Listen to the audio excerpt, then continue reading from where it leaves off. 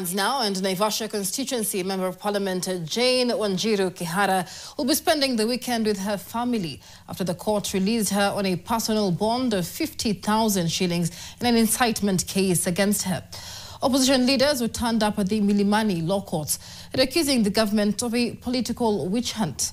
Meanwhile, the hearing of a habeas corpus application on the abduction of IT expert Ndiangui Kinyagia failed to take off after it emerged that he had not filed an affidavit before the court.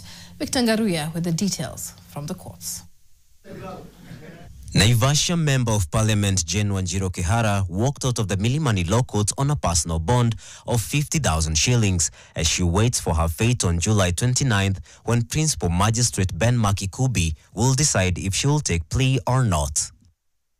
According to the charge sheet, the legislator is accused of offensive conduct conducive to breach of the peace, contrary to Section 91, subsection 1 of the Penal Code. The prosecution alleges that Kihara on July 8th this year at a public gathering accused President William Ruto's administration of transporting goons to infiltrate youth-led protests, remarks they say were meant to incite public disorder. But her battery of lawyers, among them Senior Counsel Stephen Kalonzo Musyoka and lawyer Ndegwa Njiru, dismissed the charges as vague, hollow and politically motivated. Opposition leaders who came to stand with her have criticized the government for attempting to use the justice system to settle political scores. The DPP has absolutely abused his powers with his office, the office of the DPP.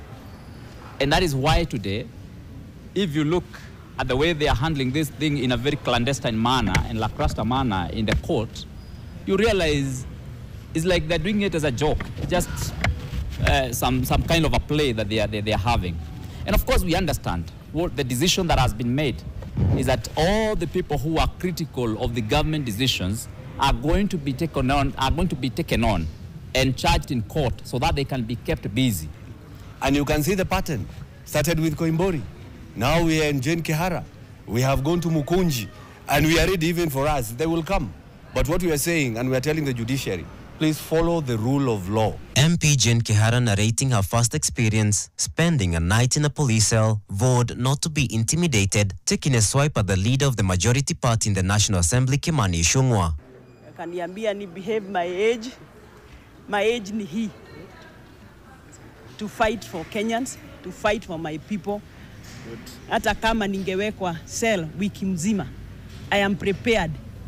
Meanwhile, the hearing of a habeas corpus application on the controversial abduction and sudden reappearance of IT expert Ndiangui Kinyagia that the family had drawn an earlier affidavit citing discomfort and anxiety over its contents, and an amended version was prepared by the LSK with no final affidavit before the court. The matter was adjourned to a later date, leaving the mystery of Kinyagia's abduction unresolved.